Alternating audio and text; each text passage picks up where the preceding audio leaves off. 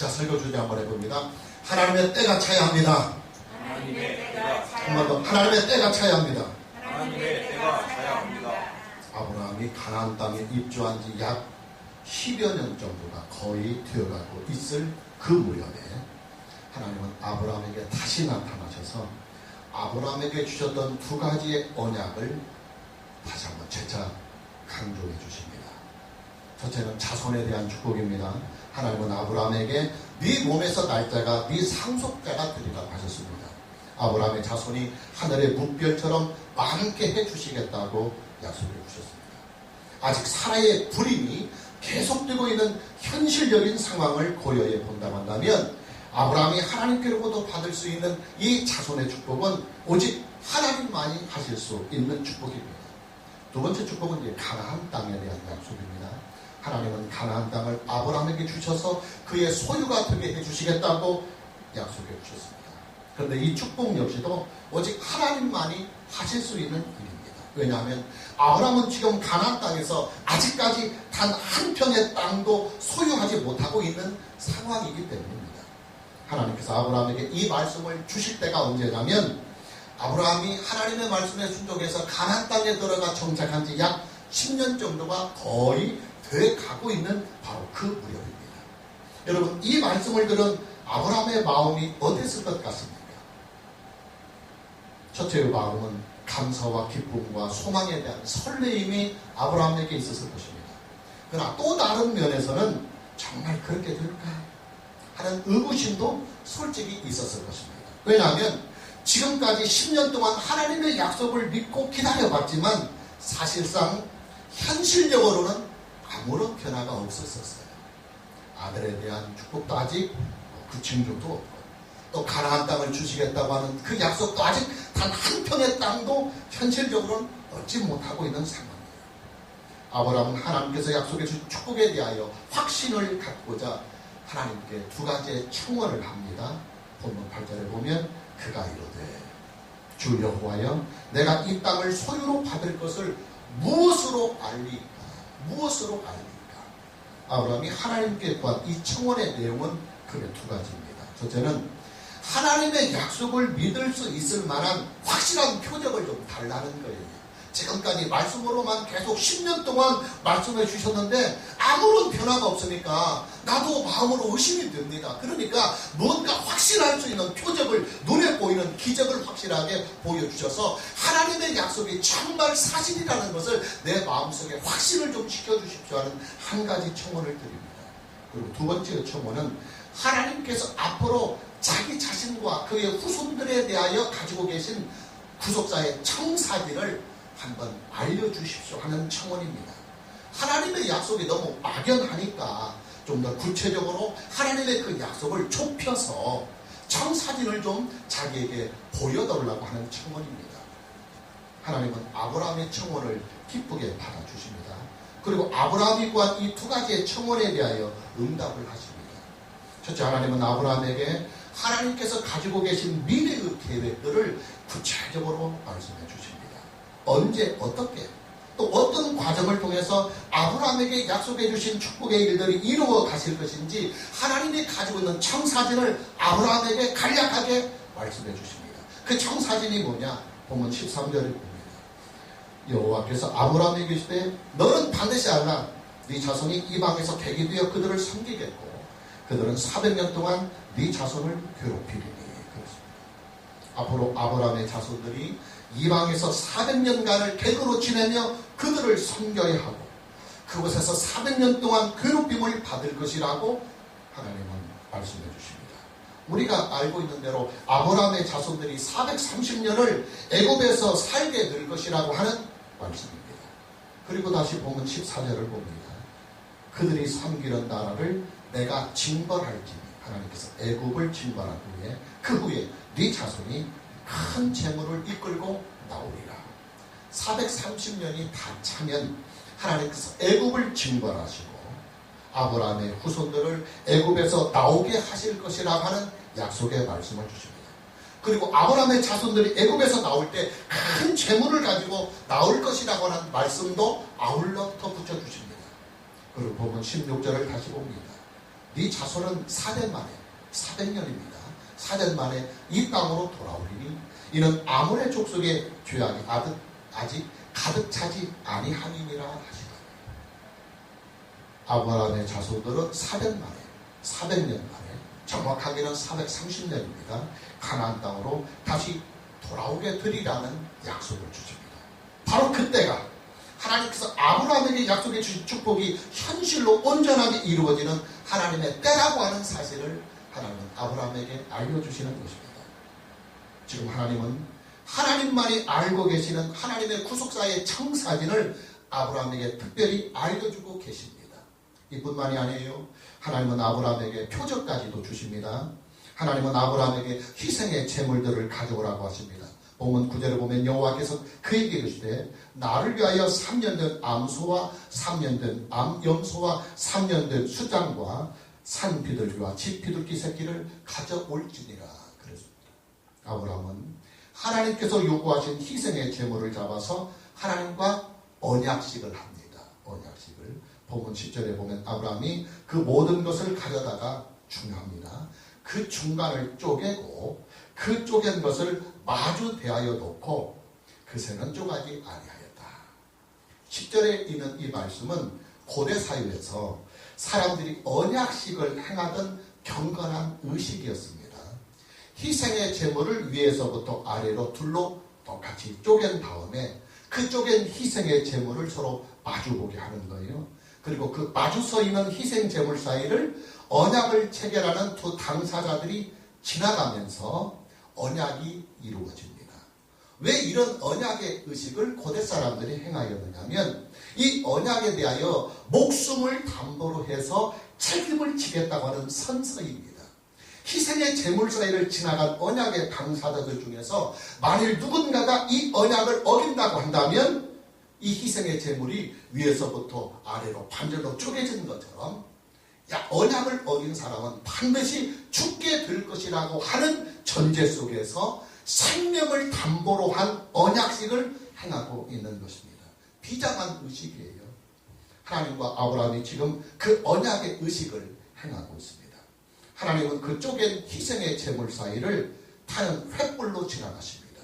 하나님은 영이시기 때문에 이 사람의 몸으로 지나갈 수 없으니까 그러나 지나가는 흔적은 아브라함에게 분명하게 표적을 보여주셔야 하기 때문에 타는 횃불로 그 희생의 제물 사이를 지나가십니다.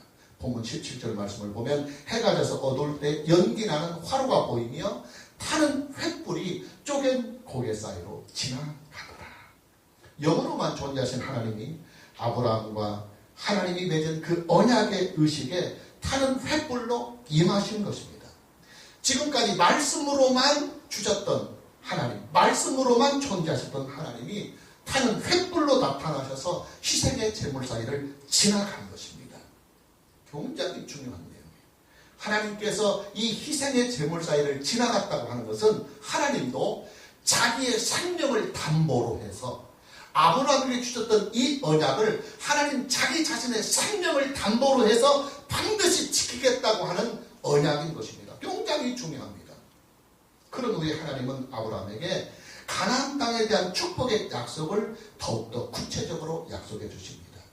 본문 18절에서 21절 말씀을 보면 그날에 여호와께서 아브라함과 더불어 언약을 세워 이르시되 내가 이 땅을 애굽 땅에서부터 이게 이제 시작입니다. 그리고 그 큰 강 유브라 때까지 이게 경계입니다. 네 자손에게 주리니 곧 겐 족속과 그리스 족속과 감목 족속과 헷 족속과 브리스 족속과 르바 족속과 아모리 족속과 가나안 족속과 기르가스 족속과 여부수 족속의 땅이라 하였더라.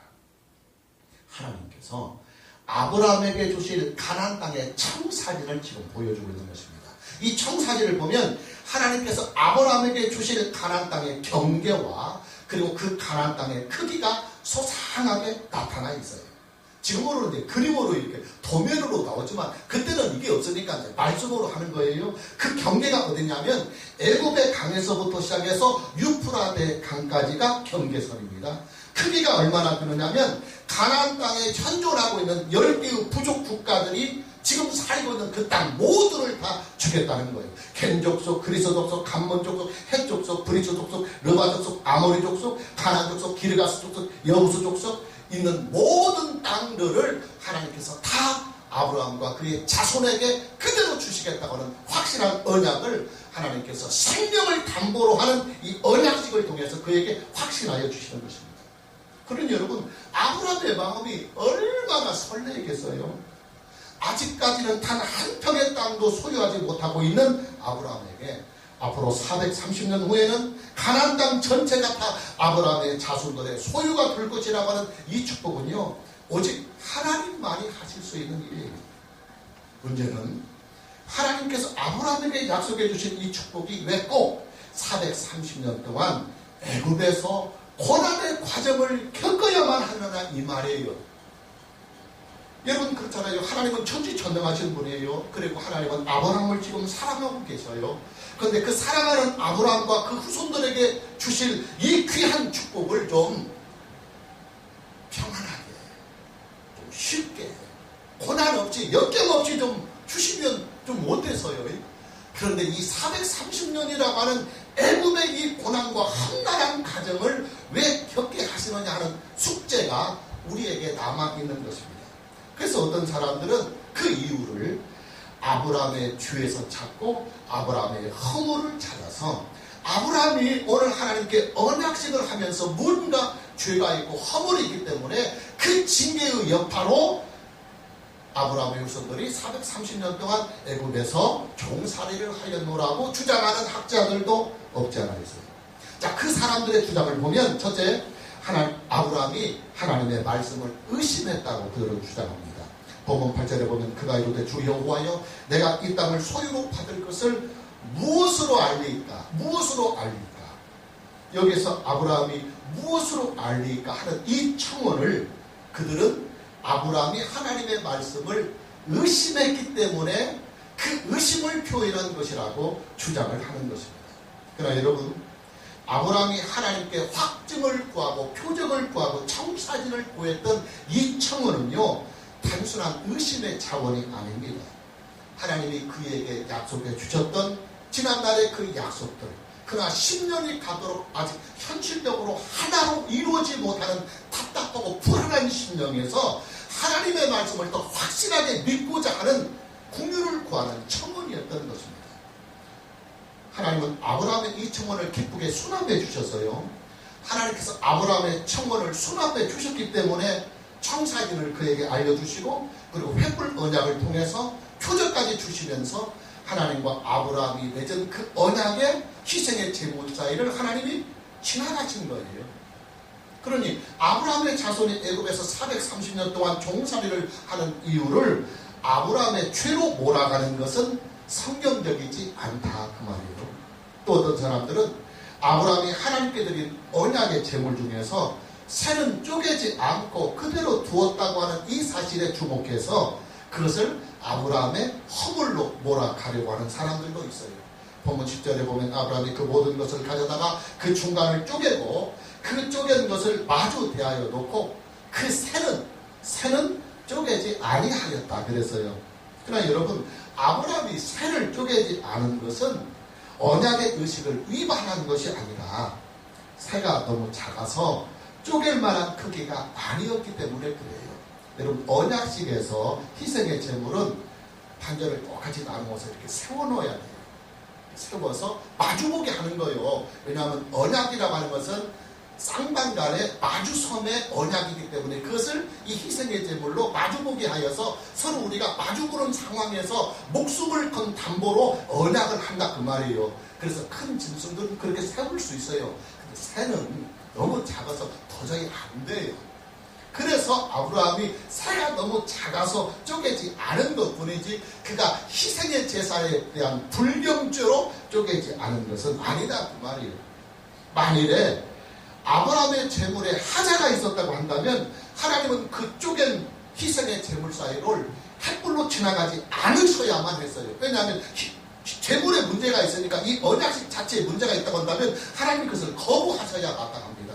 그러나 하나님이 그것을 거부하지 않고 수납하셔서 타는 횃불로 지나가셨단 말이에요. 하나님께서 아브라함이 만들어 놓은 희생의 제물 사이를 8헷불로 지나가셨다고 하는 이 사실은 하나님께서 아브라함과의 그 언약을 맺으셨고, 그리고 아브라함의 그 언약식을 희생의 제물을 그대로 수납하셨다는 증거예요. 그러니 여러분, 아브라함의 자손들이 애굽에서 430년 동안 종살이를 해야 하는 원인을 아브라함의 허물 속에서 찾으려고 하는 이 주장은 성경적이지 못하다 그 말이에요. 또 어떤 사람들은 이런 주장을 해요. 아브라함이 하나님께 의식을 행하면서 깊은 잠에 들었다고 했는데, 아브라함이 그렇게 하나님께 경건한 의식을 행하면서 어떻게 깊은 잠을 들 수가 있느냐? 이것은 아브라함이 제사를 드리는 불경죄다. 그리고 그 불경죄로 인해서 책망으로 인하여 아브라함의 후손들이 430년 동안 애굽에서 종살이를 하게 하였노라고 주장을 하는 사람들이 있어요. 12절 보면 해질 때 아브라함에게 깊은 잠이 임하고 큰 흑암과 두려움이 그에게 임하였다고 그랬습니다. 그러나 여러분, 아브라함이 깊이 잠이 든 것은 의식에 대한 불경한 죄가 아니라 하나님께서 아브라함의 갈빗뼈를 취하실 때 하와를 만들기 위하여 아담을 깊이 잠들게 하시고 통증이 없도록 편안한 잠자리에서 그의 갈빗뼈를 취하실 때 그 원문하고 동일한 단어, 동일한 원문입니다. 이 깊은 잠은요, 아브라함의 육신적인 피로를 하나님께서 푹 쉬시게 하시는 은혜의 잠이에요. 언약의 의식이 하루 종일 진행이 됩니다. 그러면서 이 언약의 제물 속에 솔개들이 와서 계속 이렇게 죽은 사체니까 솔개들이 내려앉습니다. 아브라함은 그 솔개들을 계속 쫓아내느라고 피곤에 지쳐 있었어요. 그리고 여러분, 아브라함의 깊은 잠은요, 의식에 대한 불경죄가 아니라 하나님께서 아브라함의 그 연약한 육신을 은혜로 보듬어 주신, 사랑하는 자에게 잠을 주신다고 하시는 그 은혜의 잠이 오늘 본문의 잠이에요. 그러니 여러분, 아브라함의 자손들이 애굽에서 430년 동안이나 종살이를 해야 하는 이 원인을 아브라함의 탓으로 몰아가는 것은 억지다 그 말이에요. 이게 성경 잘못 푼 거예요. 그럼 도대체 그 원인이 어디 있느냐? 이 본문 말씀 16절에 분명히 짚어주고 있어요. 16절 말씀을 보면 네 자손은 4년 만에 이 땅으로 돌아오리니, 그 이유는 왜 430년 동안 애굽에서 그들이 종살이를 해야 하는지 그 이유는 아모리 족속의 죄악이 아직 가득 차지 아니함이니라. 하나님께서 아브라함에게 그 이유를 말씀해 주시고 계십니다. 왜 아브라함의 자손들이 애굽에서 430년 동안 종살이를 해야 하는지, 왜 이 과정이 필요한지 그 이유를 가르쳐 주십니다. 그 이유가 뭐냐면 아모리 족속의 죄악이 아직 가득 차지 아니하였기 때문이라고 말씀합니다. 이러면 이게 도대체 무슨 말씀이냐면, 가나안 땅에 살고 있는 이 10개의 부족들, 이게 이제 대표하는 것이 아모리 족속입니다. 가나안 땅에 살고 있는 이 10개의 부족들을 아직 심판하실 때가 아직은 이르지 아니하였다는 말씀이에요. 여러분 보십시오. 중요한 내용입니다. 하나님께서 가나안 땅 전체를 아브라함의 자손들에게 주시려면 가나안 땅에 살고 있는 이 10개의 부족 국가들을 다 멸하셔야 합니다. 그런데 여러분, 그런 엄청난 일을 어찌 하나님이 정당한 사유 없이 행할 수 있겠습니까? 여러분, 10개의 부족 국가를 다 멸하시는 엄청난 이 일을 하나님이 명분도 없이 공의의 하나님이 어떻게 하나님이라고 해서 마음대로 사람을 죽일 수 있느냐 하는 거예요. 하나님은 공의의 하나님이십니다. 분명하고도 명확한 사유가 없이는 가나안 땅에 살고 있는 10개의 부족 국가들을 하나님이라 할지라도 멸하실 수는 없습니다. 그것은 하나님의 공의의 원칙에 어긋나기 때문입니다. 하나님은 미래를 아시는 전지전능한 분이십니다. 그런 하나님께서 앞으로의 미래를 보실 때 앞으로 430년 후에는 가나안 땅에 살고 있는 이 10개의 부족 국가들 모두가 다 하나님이 그들을 심판하실 수 있는 충분한 사유가 있을 것이라고 하는 것을 미리 알고 계시는 거예요. 하나님은 가나안 땅 전체가 앞으로 크게 타락할 것이며 그 타락과 부패의 정도가 소돔과 고모라 성에 버금가는 그 멸망의 사유가 될 것이라는 것을 하나님은 미리 아시는 거예요. 하나님은 그 가나안 땅에 살고 있는 10개의 부족 국가들에게 430년 동안 유예 기간을 주고 계십니다. 지금 당장은 심판하지 아니하시고 430년 동안의 유예 기간을 주시면서 가나안 땅에 살고 있는 전체의 사람들에게도 회개할 기회를 부여해 주십니다. 마치 노아 시대에 노아가 120년 동안 방주를 만드는 동안 이 세상에게는 그 120년 동안 심판을 유예받을 수 있는, 그 안에 돌아올 수 있는 마지막 유예 기간을 주시는 것처럼 지금 가나안의 땅에 살고 있는 10개의 부족 국가들도 430년 동안 유예 기간을 주고 계시는 거예요. 그리고 여러분, 이것이 바로 하나님의 섭리요, 하나님의 때입니다. 여러분, 하나님의 섭리와 하나님의 응답은요, 반드시 때가 있습니다. 하나님의 정하신 때가 있습니다. 하나님은 미래를 아시는 완전한 지식을 가지고 하나님이 정하신 그 때를 하나님께서 정하십니다. 하나님의 계획과 하나님의 뜻을 온전하게 다 이룰 수 있는 가장 적절한 타이밍을 하나님은 정하십니다. 그리고 그 타이밍이 차야, 그 때가 차야 하나님이 계획하신 작품이 비로소 온전하게 드러나는 것입니다. 그러나 우리에게는 미래를 알 수 있는 그런 지식이, 그런 예견이 전혀 없기 때문에 우리 입장에서는 하나님의 그때가 언제 임할지도 모르고, 또 하나님이 우리에게 말씀으로 약속해 주신 일이 언제 어떻게 어느 과정을 통해서 이룰 것인지 우리는 전혀 모르기 때문에 답답하고 사실 불안하고, 그리고 때로는 의심도 하는 거예요. 어떻게 보면 저와 여러분이 하나님의 말씀을 의심하거나 때로는 하나님의 약속을 의심하고 불안해하고 그리고 답답해하면서 때로는 절망도 하고 때로는 좌절도 할 수 있는 것은요, 어찌 보면 당연한 순리인지도 모릅니다. 아브라함 역시도 여러 번이나 그랬으니까요. 감사한 것은 지금 저와 여러분에게는 성경 말씀이 있다고 하는 사실이에요.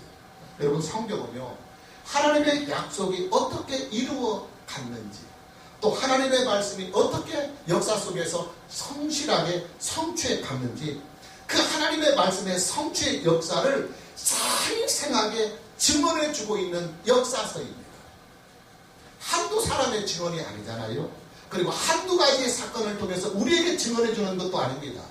아담 이후로부터 시작해서 사도 요한이 생존했던 그 시대까지 성경은 그 오랜 세월에 있었던 하나님의 역사들을 생생하게 기록하고 있습니다. 그러니 오늘 우리는 성경을 믿으면서 우리의 마음의 불안을 이겨내고, 성경을 믿으면서 우리의 마음속에 오는 이 의심을 이겨내고, 그리고 성경을 믿으면서 우리 안에 있는 이 답답함을 이겨내고, 성경을 믿으면서 우리는 상황과 현실을 이겨내야 합니다. 오늘 저와 여러분 모두에게 오직 성경으로 보이지 않는 이 미래에 대한 불안감, 답답함, 그리고 때로는 이것이 너무 깊어지면 두려움까지 오는 우리 미래에 대한 이 두려움을 넉넉히 이겨나갈 수 있는 은혜가 있기를 주님의 이름으로 축복합니다. 하나님께서 아브라함에게 약속해 주신 축복이 온전하게 이루어지려면 하나님의 때가 잘 합니다. 하나님의 그 약속이 이루어지려면 몇 가지의 상황들이 있어야 돼요. 첫째는 가나안 땅에 살고 있는 10개의 부족들이 하나님의 공의로운 심판을 받을 만큼의 충분한 죄악이 차야 합니다. 그 죄악이 차는 시간이 430년이다 그 말이에요. 둘째는 아브라함의 자손들이 큰 나라를 이룰 만큼의 숫자로 채워져야 합니다. 그 숫자가 대략 얼마냐면 남자 장정만 약 한 60만 명 정도는 돼야 합니다. 여러분, 아브라함의 자손들이요, 애굽에서 이주를 할 때 그 인원은 고작 70여 명 정도밖에 안 됐습니다. 근데 그 70여 명의 인원이 애굽에서 430년을 살면서 얼마나 늘어났느냐면 출애굽할 당시에 그들의 개수가 63만 3,550명이었습니다. 이 숫자에는 레위지파가 빠져있고 여자, 어린아이 빠져있습니다. 그래서 성경학자들은 출애굽 당시에 이스라엘 전체 인구를 약 200만 명 이상으로 추산하고 있습니다. 430년 동안 아브라함의 후손들 70여 명이 애굽에서 무려 3만 배로 불어난 것입니다. 예, 하나님만이 하실 수 있는 일이에요. 하나님만. 셋째의 여건은 아브라함의 자손들이 가나안의 10개의 부족 국가들과 앞으로 이제 전쟁을 해야 됩니다. 이게 이제 여호수아에 가면 나옵니다. 가나안 정복을 해야 합니다. 근데 그 정복은 전쟁을 통해서 정복해 나가는 거예요. 그런데 그 전쟁을 하려면 그들을 이길 만한 군대의 숫자가 아브라함의 후손들, 이스라엘 백성들에게 있어야 돼요. 만일에 거기 군대가 없으면 싸워서 질 거는데 어떻게 정복합니까? 근데 그 이스라엘의 군대의 숫자가 얼마 정도로 돼야 되느냐면 약 한 60만 군대는 돼야 됩니다. 여러분 지금 우리나라의 현역 장병이 약 한 60만 명 군대입니다. 적어도 이 정도의 군대가 있어야 그래도 나라를 지킬 수 있기 때문에 우리나라도 막강한 그 국방비를 투자해가면서 현역 장병 60만 명을 계속 유지해 나가는 거예요. 아브라함의 자손들에게 그 숫자가 온전히 채워지려면 430년이 필요하다는 말이에요. 그래서 출애굽할 때 이스라엘의 남자 장정이 60만 명이라고 하는 것은 그들이 전쟁에 참여할 수 있는 군대 숫자가 60만 명이에요. 현역 장병. 마지막으로 아브라함의 자손들이 하나님의 구속사에 참여할 수 있을 만큼 신앙도 채워져야 돼요. 신앙. 그 신앙이 채워지려면 애굽에서의 연단이 필수적입니다. 그리고 또 한 번 출애굽의 과정을 겪으면서 광야에서 한 번 더 지독한 연단을 그들은 다시 받아야 합니다. 이 모든 영적인 환경들이 다 채워지는 기간이 430년이 걸린다 그 말이에요. 여러분 하나님의 때와 하나님의 계획은요 한치의 오차가 없습니다. 왜냐하면 하나님은 천지전능하시고 완전하신 분이기 때문입니다. 하나님께서 왜 이스라엘 자손을 아브라함의 자손들을 애굽에서 430년이나 살게 하셨는지 그 배경을 보면 하나님의 섭리에 우리가 감탄이 절로 나올 수밖에 없어요. 여러분 가나안 땅에서는요 아브라함의 자손들이 나라를 이룰 만큼 번성할 수 없어요. 이것은 현실적으로 불가능합니다. 왜 줄 아십니까? 여러분 가나안 땅은요 이미 10개의 부족 국가들이 기득권을 가지고 자기 나라로 삼고 살고 있는 땅이에요. 그런데 만약 아브라함의 자손들이 그 가나안 땅에서 인구가 자꾸 불어난다고 해봅시다. 가나안 땅에 살고 있는 10개의 부족 국가들이 위협을 느끼니까 그 가나안이 안 둬요. 다 연합해갖고 그냥 크기 전에 싹둑 잘라버리지요. 여러분 이 가나안 땅의 10개의 부족 국가들에게 있어서 아브라함은 여전히 위협적인 존재요. 그리고 경계의 대상입니다. 지금이야 뭐 몇십 명 안 되고 몇백 명 안 되는 작은 규모이기 때문에 큰 두려움 없이 염려 없이 그들을 포도로 가고 있지만 이게 한 200만 명으로 성장한다고 했을 때 그들이요 아브라함 가를 가만히 놔둘 수가 없어요. 아브라함의 후손들이 가나안 땅에서 번성하도록 결코 그들은 내버려 두지 않을 것입니다. 아예 싹이 나기 전에 다 싹도 잘라버리고 마는 것입니다. 그러나 애굽에서의 430년의 세월은 무엇보다도 아브라함의 자손들이 크게 번성할 수 있는 안정성, 굉장히 중요한 말입니다. 생명의 안정, 번식의 안정이 확보되어 있습니다. 우리가 알다시피 아브라함의 자손들이 애굽으로 이주를 한 것은 야곱의 아들 요셉의 청원에 의해서 그렇습니다. 요셉이 애굽에 총리로 있을 때 요셉은 그의 가족들을 애굽으로 초청을 합니다. 그리고 애굽의 왕은 요셉의 그 공로를 인정해서 요셉의 가족들 70여 명을 애굽에서 좋은 땅인 고센 땅에서 살도록 왕명으로 칙령을 내립니다.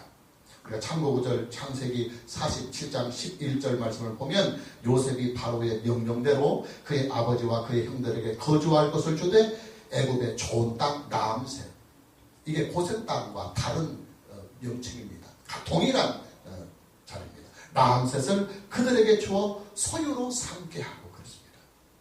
애굽은 아브라함의 자손들이 가장 안전하게 크게 번성할 수 있는 최적의 장소였던 것입니다. 그러기에 애굽에서 430년을 살면서 무려 3만 배 이상의 인구로 불어날 수가 있던 것입니다.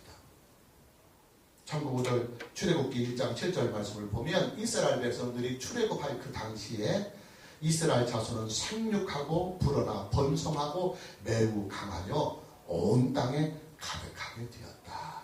약 한 200만 명이 넘게 되었다 그 말이에요. 예, 애굽 생활 430년은 하나님의 적절한 때를 만들어가는 최적의 장소요 그리고 최적의 시간이었던 것입니다. 그래요 여러분. 하나님은요, 때를 계획하시고 그 때를 향하여 우리를 인도해 가십니다. 다만 우리는 하나님의 그 때를 알 수 없기 때문에 불안해하고 걱정하고 두려워하는 것이 사실이지만, 그러나 분명한 사실은 저와 여러분의 인생에는 하나님의 정하신 때가 있고 하나님께서 정하신 그 때를 향하여 한치의 오차가 없이 우리를 말씀과 성령으로 인도해 가고 계시다는 사실을 우리는 믿어야 합니다. 할렐루야. 그리고 그 하나님의 때가 차면 하나님께서 우리에게 약속해 주시고 말씀해 주신 그 모든 일들이 현실 속에서 다 드러나고 그리고 다 나타나게 됩니다. 여러분, 우리는 이것을 믿어야 합니다. 하나님의 이 정한 때와 그 정한 때를 우리는 모르지만 한치의 오차도 없이 그 정한 때를 향하여 하나님은 우리를 붙들어서 이끌어 가고 있다고 하는 이 사실을 성경을 통하여 우리는 믿어야 합니다. 믿으면 마음에 평안이 있고 그 평안으로 하나님의 때를 기다릴 수 있지만, 믿지 못하면 불안하게 그 때를 맞이하기 때문에 하나님의 때가 오기까지 우리는 엄청 우리들 자신의 스트레스와 우리들 자신의 고통으로 인하여 견딜 수가 없어요. 그래서 성경이 우리에게 미리 보여주는 것입니다. 우리 앞서 갔던 수많은 믿음의 조상들, 특히 믿음의 조상인 아브라함의 경우를 성경을 통해 우리에게 보여주면서, 아브라함도 이 긴 시간 무척 두려워하고 불안해하고 답답해서 하나님께 이렇게까지 청사진까지 표적까지도 구하면서 하나님께 궁유를 취했던 사람이다. 그러나 우리는 별반 없는 사람이다. 그러나 하나님은 그 모든 것을 약속하신 그대로 쭉 정하신 때를 향하여 이끌어 가시고 한치 오차 없이 그에게 약속하신 모든 것을 다 이루셨다. 할렐루야. 그렇다고 한다면 아브라함의 하나님이 지금 너의 하나님이고, 그리고 아브라함을 섭리하신 하나님은 너를 섭리하고 우리를 섭리하니 너도 믿으라는 거예요. 여러분, 하나님의 정하신 때를 우리는 믿어야 합니다. 그리고 그 정하신 때를 향하여 하나님은 한치의 오차 없이 우리를 이끌어가고 있다는 이 사실을 믿고 마음에 평안한 마음을 가지고 하나님의 때를 기다려야 될 줄로 믿습니다.